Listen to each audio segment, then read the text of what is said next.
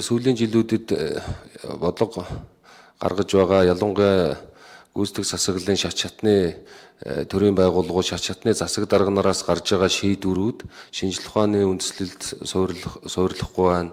За шинжлэх ухааны үндэслэл тооцоо судалгаатай ийм бодлого шийдвэрүүд гардаг баймаар байна гэдэг энэ асуудал бол нэлээд бас олон жил яригдсан.